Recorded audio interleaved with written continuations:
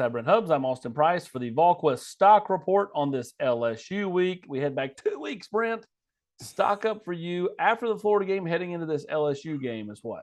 Yeah, stock up for me for the first quarter of the season is Hendon Hooker. 72% completion percentage, almost 1,200 yards, 8 touchdowns, no interceptions. He's rushed for 3 touchdowns, had over 100 yards on the ground against Florida, 349 yards through the air. He's playing at an elite level right now. Bryce Young at Alabama is getting all the notoriety and should. He's a returning Heisman Trophy winner. But is anybody in this league playing better than Hendon Hooker is right now? My saying is I say no, because without Hendon Hooker, I don't know where Tennessee would be. He's the most valuable player, and he's certainly making the Vols go right now. Stock up for me is one of the guys that's helping him go, and that's Brew Mccoy. I thought he stepped up big 2 weeks ago against Florida, had over 100 yards, had that huge 70-yard catch, and of course the touchdown there on the 99-yard drive to end the half. But I thought just a kind of a big statement type game for him, and we'll see if Cedric can go this week, or whether or not. If not, I expect him to still be a big part of the offense going forward. Stock down for me, I'm going to go consistent pass rush. Tennessee got there on that last play of the game, able to alter the throw 2 weeks ago, but to me, they're still not getting home enough. That's why I am clamoring to see more Josh Josephs. I think that in his short run, he gets and it causes more disruptive plays than just about anybody Tennessee's got. And so give me more Josh Josephs. That will help take this stock down for me and turn it into a potential stock up down the line. Stock down for you. Yeah, stock down for me is kind of goes hand in hand with the pass rush, and that's Tennessee's pass coverage. And I don't think you can put it all on the secondary. I think you got to put it on the linebackers.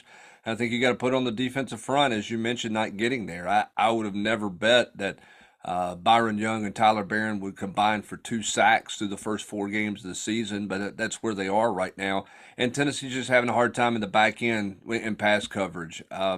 They seem to be late in the middle of the field with their safety coverage. I don't think their corners are playing with a lot of confidence. I don't think their linebacker drops in zone are where they need to be. They're not tight enough. We've heard Josh Heupel say on multiple occasions, coverage has got to get tighter. We'll see if Tennessee's coverage can get tighter, because it has got to be tighter than what it has been moving forward for the rest of the season. Stock stagnant for me is the health of Cedric Kilman. I mean, I would call him a long shot to play Saturday, but you never say never. And, just how quickly does he get back? I think I've been saying for a couple of weeks since he had the surgery, I thought Alabama made the most sense. Shot at LSU. Again, I think that still stands the same for me, but stock stagnant just on kind of where he's at in the process. Stock stagnant for you. I'm going to go with the old famous punt operation, which has been the stock down for several weeks because they nearly had punts blocked.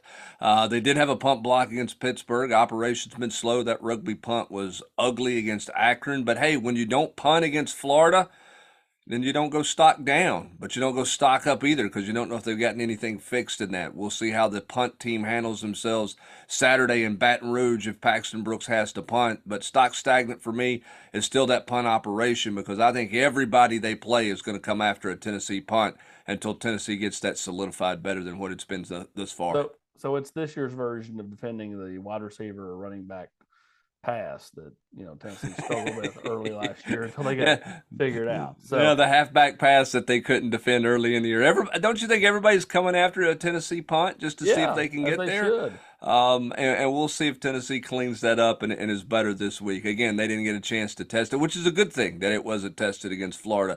That certainly helped Tennessee get the win over the Gators. He is Brent Hubbs. I'm Austin Price, and this has been the Volquest Stock Report.